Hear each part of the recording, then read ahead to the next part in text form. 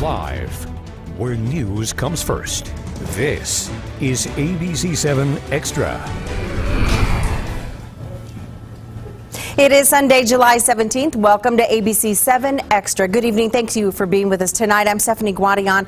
It has happened again. Multiple law officers are killed on the job during an ambush. The city of Baton Rouge still healing from a recent high-profile police-involved shooting, now forced to deal with another tragic event. 3 officers gunned down and 3 others injured. Tonight, we'll be taking a close look at tensions between police and the people they protect.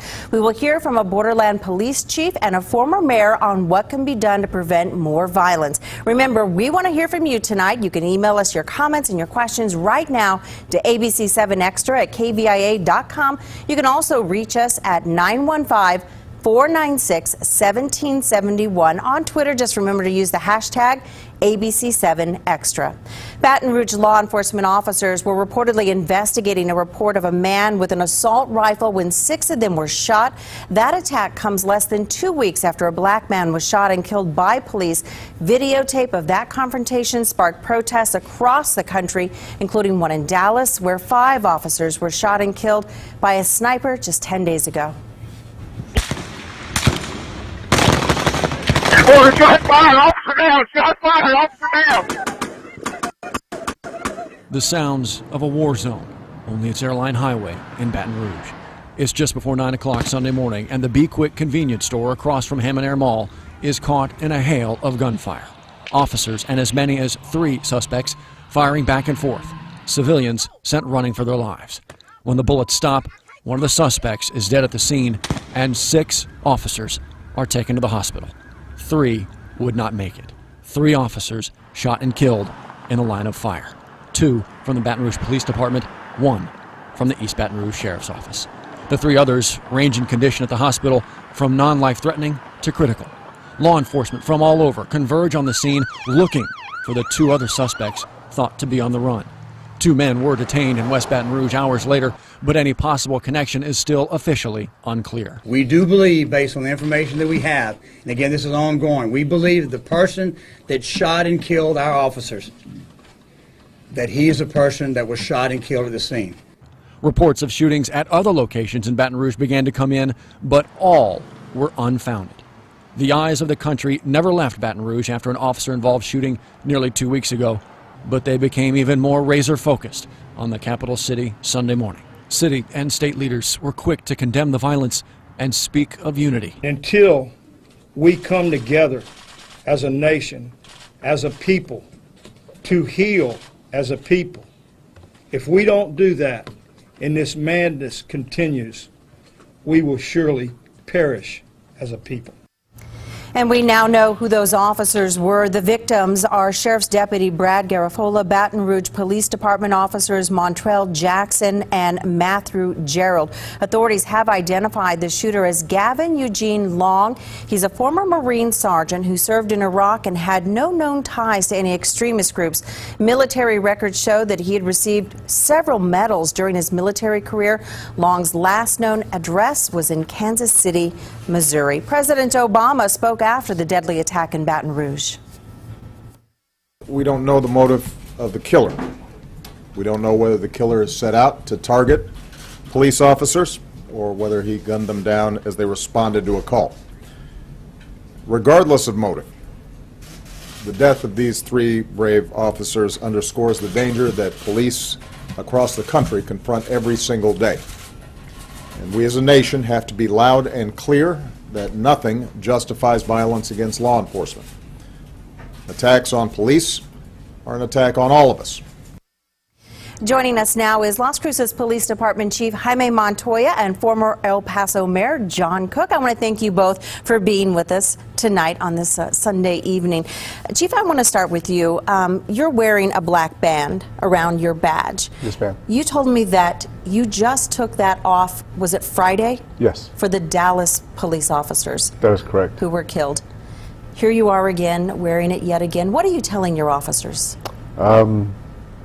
What I'm telling them that we're wearing this, what we call a badge drape, to honor the 3 officers that died today in Baton Rouge. I sent out an email to the officers, let them know that I'm authorizing the wearing of the badge drape again. I did make a comment. I hope it's not becoming a common occurrence, because it just seems lately all the things going on that we hate to wear this on our badge because it represents that a fallen officer, brother or sister, has died in the line of duty. Are they showing any fear? Have they talked to you about it? What are you telling them about their own safety? Well, we have talked several times, especially after the Dallas shooting. We all know that when we put the badge on, that we become targets. It's really hitting home now with the attack on Dallas and the attack on Baton Rouge. I'm sure there'll be a lot more conversations again this week about what's happening in our societies, what's happening with the targeting of police officers. So we will be talking again. I did mention to the officers to be extra vigilant, be cautious out there. We also have extra protection in a way if we have an outer armor plate that we carry sometimes for active shooter scenarios. I've told the officers, make sure that it's handy just in case we have another scenario like this in Las Cruces. We're going to have an extra protection. So we're trying to do a little more extra precautions, realizing that things are just not what they used to be. No, they're not. John, you served years as a mayor. Your first reaction when you saw that this had happened yet again? Well, of course, I think everybody is shocked that that this seems to be a cycle of violence. Whether this was a copycat of the Dallas shooter, we don't know yet. Nobody really knows what his motives were. But I can tell you that not only it impacts the police officers, but it impacts their families too. Probably to a greater degree than the officers. I mean, they're trained to handle violent situations. They know when they raise their hand and they put the badge on that that's a shield to shield us from danger. And they accept the responsibility and the dangers that go with it. But it's really difficult for the families. Especially, a husband and wife that maybe when they met, he wasn't a police officer or she wasn't a police officer. And now, years later, you have an officer in the family, and when you walk out the door, you don't want to say, well, I hope I see you this evening. You don't want to say, you have to say, be careful out there. Right. Hurry home, I love you. But the officers know that this is always a possibility for them. You and I talked right before the show, and you said your wife had some concerns about you wearing your uniform to work. What did she ask you? Well, she basically said, don't wear your uniform to work, because she realizes that I'm a target, I'm wearing a uniform and a badge. And we've been married for over 20 years, and just like Mayor Cook says, the possibility of me not coming home does exist. And we do talk about it. My wife, she gets scared about the job sometimes. I make it a point to kiss my wife when I go to work in the morning and say I love her, just in case. Have my granddaughter at the house, I do the same thing with her as well. So we all realize that by pinning the badge on our chest that we are targets, and we possibly won't go home. And he said it right. And sometimes it's the families, it's our significant others that really suffer more than we do, because we understand that risk. It's a lot harder for the wives and the husbands of female officers to understand that, that their spouse could pass away. Yeah. So it's very hard on them as well. Certainly these shootings have sent ripples across the country. We are taking calls from people watching tonight, and we do have a call. Go ahead. I think my name is Renee, and I'm calling because I think that the ambush on the police officers is tragic. But I also wanted to comment on Greg Allen's remarks from Black Lives Matter as a radical hate group. Some police officers just have a hard time understanding that they are not above the law. And Greg Allen's comments only add to some of the mistrust between our community and the El Paso Police Department. His comments were totally inappropriate, and I think he needs to retire or step down. Thank you. All right, well, thank you for your call. Obviously, a lot of people still thinking about the current El Paso Police Chief, Greg Allen, his comments recently about the group Black Lives Matter. He has said that he was emotional when he made the comment and called that group a radical hate group. This person is still calling for him to resign. When you heard, as a police officer, what he had said, did you cringe or could you empathize with him, or both? I would say both. I think what Chief Allen said is what law enforcement is thinking around the nation. I wouldn't go to the extent of hate group, but I do believe that when the Black Lives Matter movement began, it was a good movement. It was talking about inequities. It was talking about issues happening in our society. But I think it is morphed. Hijacked. Right, it's morphed now. And what you see now is you have targeted attacks against police officers. They've lost their credibility, in my opinion. It was a great movement, but now what they're doing and what they're asking for attacks against police officers, their credibility has been lost. Okay, what do you mean hijacked? Well, if you look at their website, you see that and their Facebook page, they allow some very, very negative comments to be made on there and don't monitor them whatsoever. For example, let's torch a police car and get some pigs in a blanket. You know, that's totally inappropriate. They need to monitor their page. And that also entices comments from radicals on the other side of the coin. So I think what we all need to do is to take a deep breath. I understand where Chief Allen's coming from. He is a great police officer, and he's a great leader. And if anybody starts asking for his resignation, I'm going to be one of the first people to get up there and say, what the hell are you guys thinking? We have a fantastic record in El Paso, and we know that that some of these hate groups out there are they take over legitimate groups and destroy their message. They convolute the message, and that's exactly what's happened with Black Lives Matter. If you look, the parade in Dallas, the protest in Dallas was a peaceful protest organized by Black Lives Matter. But the shooter, he represents that other faction of the radicals who have nothing better to do than to hate people. So I can understand where the chief was coming from. I mean, he sees 5 police officers gunned down, and it hits him. I mean, it affects him personally. And he did say that he sent out a statement saying that he was emotional when he said it. He didn't apologize, but he also gave an explanation as to why he said it. And he did mention some, hate statements that were made at different rallies and things like that. We're going to take another caller.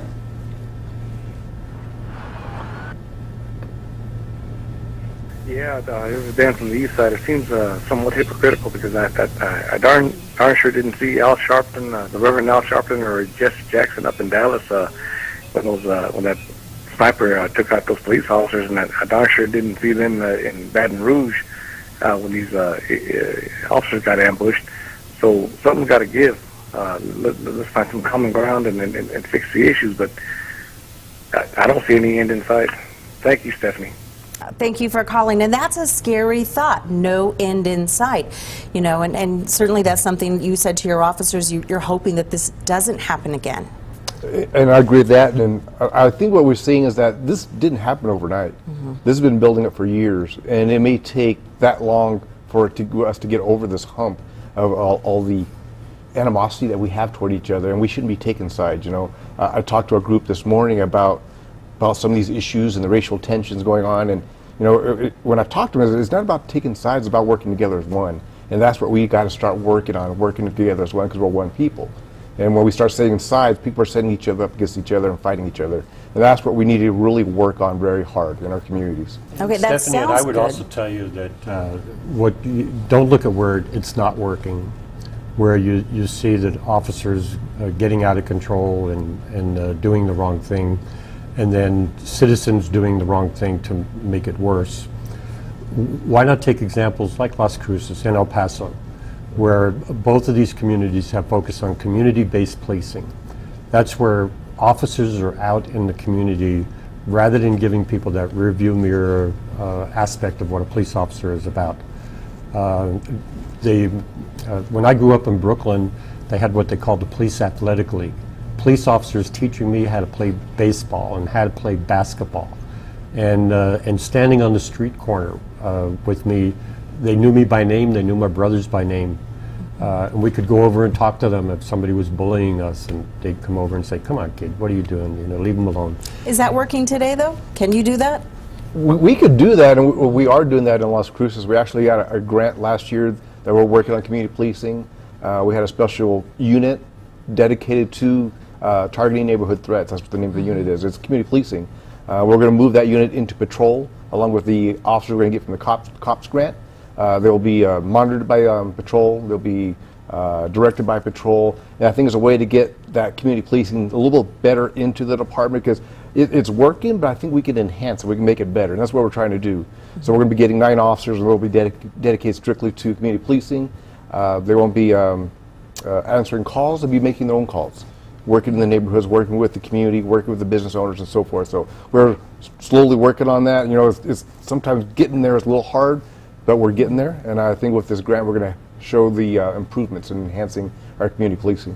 Yeah, and in El Paso, we've done really well with our PAR officers who get out there and handle small neighborhood conflicts, neighbor arguing with neighbor, and then they see, well, the police officers are really on our side. They're trying to calm the waters.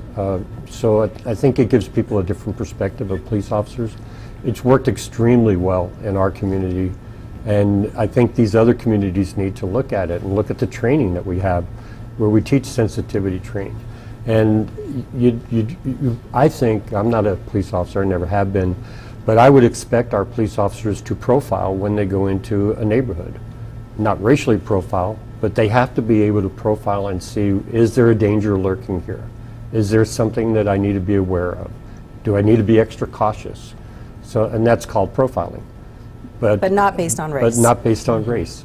And I think another thing that we've done extremely well in both of these communities is we have a police force that's reflective of the community itself. We're a predominantly Hispanic community here. Our police officers are predominantly Hispanic. We have women on the police force. Las Cruces has women and Hispanics on their police force. We have African Americans. Our police chief is African American. So I think when you see that, you see integration. Now, what I was really surprised at with the Dallas shootings is they've done a great model of community policing and getting their force to be reflective of the community that they represent and serve. And yet that still happened. Right. It is a scary thought. We're going to take a real quick break. Remember, we want to hear your calls. Please call us. You're watching ABC-7 Extra. We'll be right back.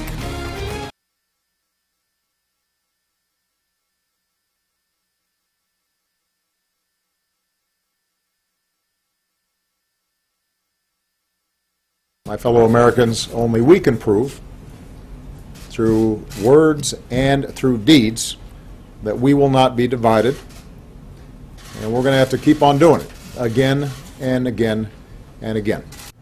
And that was President Obama reacting to the deadly violence in Baton Rouge. You heard him say that we as Americans have to prove that we will not be divided. That said, at times it can feel, though, as we are divided. I want to share some of the Facebook comments shared to the KVIA page after the Baton Rouge shootings. Lydia Riggins writes, I don't agree with any of it, but at the end, it's people who have had enough of injustice. This is not back in the days where people had to let it be. This is the days where people are fed up with the BS, and well, it results to this. I hate that we're going backwards in the race war, but it became worse when the first black president came to office. So what did racist people think, that minorities were going to sit around and obey? Just saying. Bonnie Jaquez, when are all these senseless killings going to end? Enough of all Black Lives Matter, because guess what? To me, you don't matter anymore. All innocent lives matter. We need to support all law enforcement officers. There's plenty more on our Facebook page, but I think I'm going to stop there. You and I were just talking about social media and people posting on social media, and they sort of do so without a filter, and they can post anonymously. And you can see how these little fires that are set in different parts of the country, why some of the officers that I've talked to, El Paso police officers, you know, they say we don't have those problems here in El Paso, and they're worried that some of those fires set could spread here. Well, what I would tell people, if we're really looking for solutions, look at one of the greatest champions of civil rights in our country, Dr. Martin Luther King. In 1964, he received the Nobel Peace Prize. And I brought along part of his speech in accepting that. And he said, nonviolence is the answer. to the crucial political and moral questions of our time. The need for man to overcome oppression and violence without resorting to oppression and violence. Man must evolve for all human conflict a method which rejects revenge, aggression, and retaliation. The foundation of such a method is love. And you know, if we can spread, instead of getting on Facebook and spreading these messages of hate and we've had enough and what are you expecting, and I know, and thank you for filtering out some of the other comments which were promoting violence. Thank you for doing that. I think we have a responsibility to promote love for one another, and to reject the concept of violence and say, well, it's acceptable, and I understand why people are taking the law into their own hands. That's very dangerous. What's going to happen to us as a country when we can't find people to become police officers? Because what will happen then is the whole moral fabric of our society will completely erode when nobody wants the responsibility of putting on that badge and becoming a target.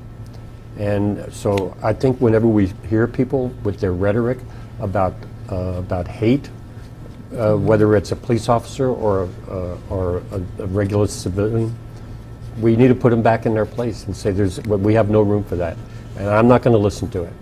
If you want to talk about something nice, I'll talk with you all day, but I don't need to listen to that. Have you had any of your officers express concerns and maybe the possibility of stepping down from the force because of these shootings? No, I have not experienced that at all. If anything, they've come a little closer together. They're talking about what's going on, talking about ways to keep each other safe. Cops are cops. We talk tactics, you know, so they're talking tactics. How do we approach a situation like Baton Rouge or Dallas, you know? So they're thinking the what ifs, which is good.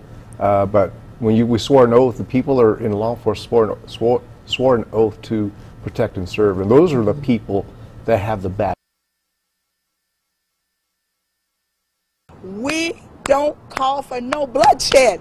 That's how this all started, with bloodshed. We don't want no more bloodshed. So if you're not on accord with us, leave. Go home, go wherever you come from. This is our house. You can't come in our house killing us. That's what you're doing, because at the end of the day, when these people call these families, they tell them that their daddies and their mama's not coming home no more. I know how they feel, because I got the same phone call. And that was Alton Sterling's aunt's reaction to today's violence in Baton Rouge, killing 3 members of law enforcement and wounding 3 others. Sterling was a black man killed by police in the Louisiana city during a confrontation that sparked nightly protests that then spread nationwide. And unfortunately, sadly, some of those killed today, their families are going to be getting calls like that, saying that their loved ones not coming home. So correct. Yep. Let's talk about that shooting a little bit. Can you explain the chaos that happens when those officers move into a situation like that? Well, the first seconds and first minutes of any type of incident like that, these active shooter situations, it is chaos. The first officer arriving is arriving because there's somebody walking down the road with a gun. We never expect to be sniped at, shot at. You know, the first reaction is probably surprise, you know, and it is chaos. We're trying to figure out where things are and who's doing what. You're calling on the radio, and then the adrenaline gets going because your fellow officers are responding to help you. So those first minutes usually are chaos. We're trying to figure out who and what and who's at play. So it is, and you can hear it in the transcripts. I heard the transcripts today of Baton Rouge. You can hear the officers' voices. You can hear their pitches change as that adrenaline kicks in. You can hear the other officers coming to help them, and they're trying to say, we don't know who he is, we don't know where he's at. We believe he's here, we believe we're there. So they're trying to figure out all those pieces as officers are arriving, because we're trying to direct them to the scene so we can at least keep that person in a perimeter so he doesn't get out of the perimeter and hurt anybody else. All right, so we, in our closing here, I want to ask you, moving forward, is this going to change your training in any way? Because like you said, you know, word of a sniper or shots being fired is surprise, but now it's happened twice, you know, in just a little more than 2 weeks. How do you deal with that moving forward with your men and women? I think the way we're going to deal with this, we're going to have to digest these two attacks, the one in Dallas, the one in Baton Rouge. We're going to have to pick it apart and look at it. have briefing topics on what happened and what occurred. How do you prevent it? It's almost impossible to prevent a sniper from sniping you, because the person knows what he's going to do, and he's in hiding. He's luring people in there into an ambush and trying to snipe us. But learning from these incidents and what we could do to respond better, that's what we need to do. We need to take those things apart so we know how to respond, and we have to have the proper resources and tools. We talked about assault rifles or AR-15s. Every officer in the police department is assigned an AR-15 when they graduate the academy. They have their sidearm, they have their less lethal, so things have changed. So now we have to have the tools to address some of those concerns that we see every day. Okay, and then from a community standpoint, how do we move forward to try and prevent these acts of violence from happening again? Well, I think let's talk about it. You know, it's no sense having it inside of you, feelings about whether it's race related or whether you don't like the police department. Let's have the open discussions and people say what's really on their mind, and talk about things that you know that are working and things that aren't working, whether it's forming neighborhood associations so people have a way to bring up problems that exist in their neighborhood. But I think what we're going to probably end up finding out is that Dallas and Baton Rouge are entirely different. I mean, the motivation was different. The fact that this guy shot an African-American police officer, it makes that different. But it's scary because it looks like it was targeting police officers. It may not have been, but the impact is the same when somebody has an assault weapon and starts shooting at police officers who don't have assault weapons. And I think I would add to what the mayor said is that, you know, we're talking about these Dallas and Baton Rouge. I don't think they're targeting white officers or black officers. They're targeting police officers. Yeah. And when these people are attacking, ambushing us, they don't care the color of skin. They're worried about this. This is what they're shooting for. You know, they're shooting for the badge, the police officer. Well, I can tell you, I hope next Sunday that I am not here again talking about an act of violence, you know, like we just saw the last couple of weeks. But I also hope that this is a conversation that is starting and will continue. And I want to thank you both very much for joining us tonight. No problem. All right. And thank you for watching. We'll see you back here next week. Bye-bye.